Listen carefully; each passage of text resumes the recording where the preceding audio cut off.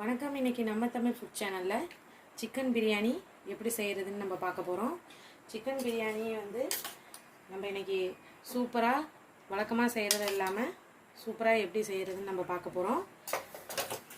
வாங்க நம்ம வீடியோக்குள்ளே போகலாம். இப்போ பாருங்கள், பிரியாணிக்கு நம்மளுக்கு ஃபஸ்ட்டு சிக்கனை நல்லா நம்ம கழுவி மஞ்சத்தூள் போட்டு நல்லா வாஷ் பண்ணிட்டு எடுத்து வச்சுருக்கோம். இப்போ பாருங்கள், இது 3/4 கிலோ அரிசி. நம்ம கறியும் 3/4 கிலோ தான் எடுத்துருக்கோம். அதே மாதிரியே 3/4 கிலோ அரிசியும் நம்ம எடுக்கணும். நீங்கள் 1 கிலோ கறி எடுத்திங்கன்னா 1 கிலோ அரிசி போடணும். எப்போவுமே பிரியாணிக்கு சரிக்கு சமமாக தான் நம்ம அரிசி போட்டு பிரியாணி செஞ்சால் தான் நல்லா சூப்பராக இருக்கும். அடுத்தது நம்ம தாளிக்கிறதுக்கு உண்டான பொருளெல்லாம் பார்க்கலாம். இப்போ பாருங்கள், 4 நல்லா பெரிய பல்லாரி வெங்காயம், பெரிய சைஸ் வெங்காயமாக எடுத்து இந்த மாதிரி பொடிசாக கட் பண்ணி எடுத்துக்கோங்க. 4 பச்சை மிளகாய் காரத்துக்கு தகுந்த மாதிரி எடுத்துக்கோங்க. அடுத்தது 4 தக்காளி. இது மீடியம் சைஸ் தக்காளி, பெரிய தக்காளி கிடையாது. 3 டேபிள் ஸ்பூன் அளவுக்கு இஞ்சி பூண்டு பேஸ்ட் எடுத்துக்கோங்க.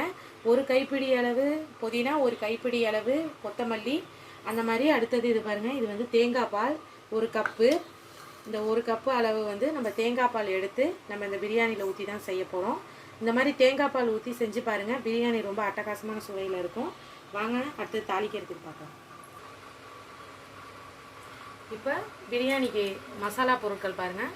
4 ஏலக்காய், 4 கிராம்பு, கொஞ்சோண்டு பட்டை, 2 அன்னாசிப்பூ, பிரியாணி இலை. இப்போ நம்ம இதை போட்டு ஃபஸ்ட்டு எண்ணெயில் நம்ம போட்டுடலாம். எண்ணெய் 3 டேபிள் ஸ்பூன் அளவுக்கு எண்ணெய் ஊற்றிக்கோங்க, உங்களுக்கு தேவையான அளவு. இதை ரொம்ப நம்ம மசாலா பொருள் அதை போட்டோன்னே, பட்டை லவங்கம் போட்டோன்னே ரொம்ப கருகிற மாதிரி வச்சுக்கக்கூடாது. ஏன்னா ஃப்ளேவர் பிரியாணியில் மாறிடும். கருகாமே நம்ம செய்யணும். அந்த மாதிரி வெங்காயத்தை அரிஞ்சோடனே பிரியாணிக்கு இப்படி இது பிசைஞ்சு விட்டுட்டு போடுங்க. அப்போ தான் நல்லா வெங்காயம் சீக்கிரமாக மசிஞ்சு வந்துடும். போட்டு நல்லா இதிலையே வதக்கிக்கலாம். பாருங்கள், பிரியாணிக்கு தேவையான உப்பை நான் இதிலேயே போட்டுருக்கேன். தனியாக வதக்கிறதுக்கு தனியாக, அதுக்கு தனியாக நம்ம போட வேண்டாம். இதிலே நம்ம போட்டு வதக்கிக்கலாம். கல் உப்பு தான் யூஸ் பண்ணணும், அப்போ தான் பிரியாணி நல்லாயிருக்கும். இப்போ வெங்காயம் நல்லா வதங்கிட்டு இருக்கு. இப்போ அடுத்தது இதில் ஒரு விஷயம் இருக்குது. என்னென்னா, நம்ம பிரியாணி அரிசிக்கு நம்ம 1/2 hour ஊற வைக்கணும் எப்போவுமே பிரியாணி செய்கிறதுக்கு முன்னாடி. அது நீங்கள் கரெக்டான நேரத்தில் அது ஊற வைக்கலைன்னா கண்டிப்பாக பிரியாணி சொதப்போம். ஒருவேளை உங்களால் பிரியாணி அரிசிக்கு உங்களால் குறிப்பிட்ட நேரத்துக்கு ஊற வைக்க முடியல அப்படின்னு சொன்னால், நீங்கள் தண்ணி நம்ம எப்போவுமே 1 டம்ளருக்கு 2 டம்ளர் தண்ணி ஊற்றுவோம். ஒரு டம்ளர் அரிசி எடுத்திங்கன்னா 2 டம்ளர் தண்ணி ஊற்றுவீங்க. அதை நீங்கள் ஒரு வேளை அரிசி ஊற வைக்கலை அப்படின்னு சொன்னால் 2 டம்ளருக்கு 3 டம்ளராக ஆட் பண்ணிக்கோங்க. இல்லை பாதியில் ஊற வச்சு பாதி நேரத்துலேயே நம்ம போட்டோம் அப்படின்னு சொன்னால் பிரியாணி கண்டிப்பாக நல்லா வராது. கரெக்டான நேரத்தில் நம்ம அரிசியை ஊற வச்சு போட்டால் மட்டும்தான் நம்மளுக்கு அரிசி நல்லா சூப்பராக வெந்து வரும். இப்போ பாருங்கள், நல்லா வெங்காயம் நல்லா வதங்கிடுச்சு. இந்த மாதிரி நல்லா சுருண்டு வந்ததுக்கப்புறம் ரொம்ப கருகவும் விட்டுறக்கூடாது. நல்லா இந்த மாதிரி சுருண்டு வந்ததுக்கப்புறம் அடுத்தது நம்ம இஞ்சி பூண்டு பேஸ்ட்டு நல்லா 3 டீஸ்பூன் அளவுக்கு போட்டுக்கோங்க.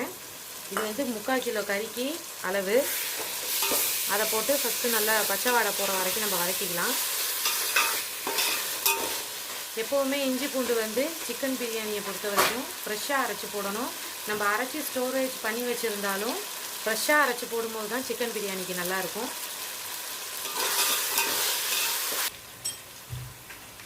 இப்போ பாருங்கள், இதுக்கு தேவையான மிளகாய் தூள். இது உங்கள் காரத்துக்கு ஏற்ற மாதிரி போட்டுக்கோங்க. ஏன்னா சில பேர் காரம் கம்மியாக சாப்பிடுவீங்க. அதனால் காரத்துக்கு தகுந்த மாதிரி நம்ம மிளகாய் தூளை போட்டு ஃபஸ்ட்டு இந்த எண்ணெயிலே வதக்கிக்கலாம்.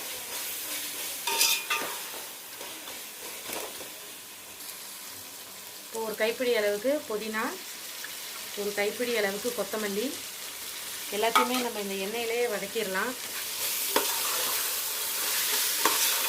நல்லா இது சுருண்டு வரட்டும்.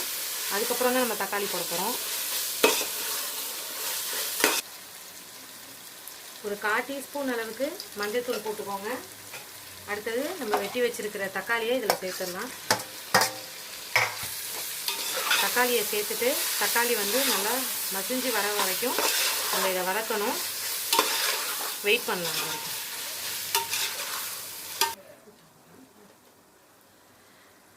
இப்போ பாருங்கள் நல்லா வெங்காயம் தக்காளி நல்லா வதங்கி வந்துட்டு இந்த நேரத்தில் நம்ம சிக்கனை வந்து இதில் போட்டுக்கலாம். போட்டுட்டு சிக்கனும் நல்லா வதங்கணும். இதோடையே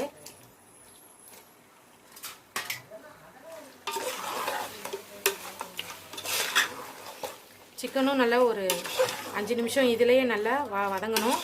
அப்போ தான் வந்து நம்ம சிக்கன் வந்து நல்லா மசாலாலாம் சேர்ந்து நம்ம சாப்பிட்றதுக்கு நல்லா சூப்பராக இருக்கும். இப்போ நல்லா சிக்கன் வதங்கட்டும். ஒரு 5 நிமிஷம் மூடி போட்டுடலாம். இப்போ பாருங்கள் நல்லா சிக்கன் வந்து நல்லா இதாகிடுச்சு, வதங்கிடுச்சு. இப்போ அடுத்தது நம்ம வந்து தண்ணி ஊற்றிடலாம். தண்ணி வந்து நம்ம தேங்காய் பால் எடுத்து வச்சுருந்தோம்ல, அந்த தேங்காய் பாலையும் நீங்கள் எத்தனை கிளாஸ் அரிசி எடுக்கிறீங்களோ அந்த தேங்காய் பாலை அதில் ஆட் பண்ணிக்கணும். தேங்காய் பாலை வந்து தனியாக ஒரு அளவு வச்சு நம்ம ஊற்றிடக்கூடாது. தண்ணி ஊற்றிக்கலாம் அளந்து. அதே மாதிரியே அளந்து இதுக்கு தேவையான தண்ணியை நம்ம ஊற்றிக்கலாம். இப்போ பாருங்கள் நம்ம ஃபுல்லாக தண்ணி ஊற்றிட்டோம். நம்ம வந்து இதால் 2.5 கிளாஸ் அளவுக்கு நம்ம ஐஸ் கிளாஸால் நம்ம அரிசி எடுத்துருக்கோம். அப்போ 4 கிளாஸ் தண்ணி நம்ம ஊற்றிருக்கோம். அந்த 4 கிளாஸ்லேயே அந்த தேங்காய் பாலும் சேரும். இப்போ அதனில சிக்கன்லேயும் நம்ம வேந்தோடனே சிக்கன்லேருந்து தண்ணி வரும். அது எல்லாத்துக்கும் ஈக்குவலாக இருக்கும். இப்போ தண்ணி நல்லா கொதிக்கிற வரைக்கும் வெயிட் பண்ணலாம். முதலே நம்ம கொஞ்சோண்டு உப்பு போட்டிருக்கோம். அதுக்கு தகுந்த மாதிரி பார்த்துக்கிட்டு பத்தலைன்னா இன்னும் கொஞ்சம் வந்து ஆட் பண்ணிக்கோங்க. அவ்வளோதான். இப்போ பாருங்கள் தண்ணி நல்லா கொதிச்சிருச்சு. தண்ணியில் நம்ம வந்து பிரியாணியில் அரிசியில் இருக்கிற தண்ணியை வந்து நல்லா வடிச்சிட்டு நல்லா சுத்தம் பண்ணிட்டு தான் நம்ம வந்து அரிசியை நம்ம இதில் போடணும். தண்ணியோடு போட்டிங்கன்னா நம்ம ஏற்கனவே அளவு எடுத்து தான் தண்ணி பிரியாணியில் ஊற்றிருக்கோம். அதிகமாக தண்ணி ஊற்றினீங்கன்னா பிரியாணி அரிசி குழஞ்சி போயிடும். இப்போ நம்ம அரிசியை போட்டாச்சு. நல்லா மெல்ல இப்படி கிளறி விடுங்க. கிளறி விட்டுட்டு நம்ம உப்பு காரம்லாம் செக் பண்ணிக்கோங்க. செக் பண்ணிவிட்டு இது நல்லா வந்து கொதிக்கட்டும். இதுக்கப்புறம் தான் நம்ம தண்ணி பாதியாக கொதித்து அடங்கினதுக்கு அப்புறம் தான் நம்ம தம் போட போகிறோம். இப்போ பாருங்கள் நல்லா தண்ணி வந்து சுண்டி வந்திருக்கு. இந்த ஸ்டேஜில் தான் நம்ம வந்து தம் போடணும். தண்ணி இந்த மாதிரி ஒரு 2 நம்ம போட்ட தண்ணியை விட ஊற்றின தண்ணியை விட பாதி அளவு வரது நல்லா இந்த மாதிரி தெரியணும். அப்போ தான் நீங்கள் தம் போடணும். இந்த மாதிரி பண்ணிவிட்டு சிம்மில் வச்சுருங்க.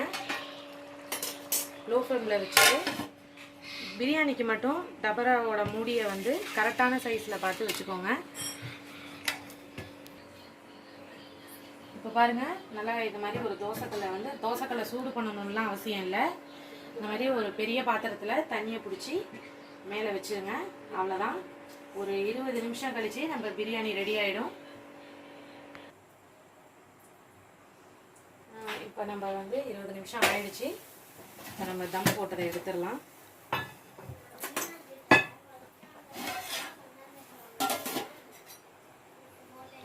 பாருங்கள் பிரியாணி எவ்வளோ சூப்பராக வந்திருக்குன்னு பாருங்கள்.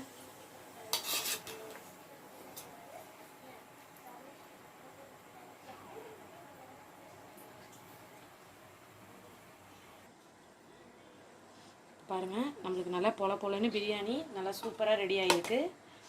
நீங்களும் இதே மாதிரியே உங்கள் வீட்டில் செஞ்சு பார்த்துட்டு எப்படி வந்ததுன்னு எங்களுக்கு கொஞ்சம் கமெண்ட் பண்ணுங்கள். மறக்காமல் நம்ம சேனலை சப்ஸ்கிரைப் பண்ணுங்கள்.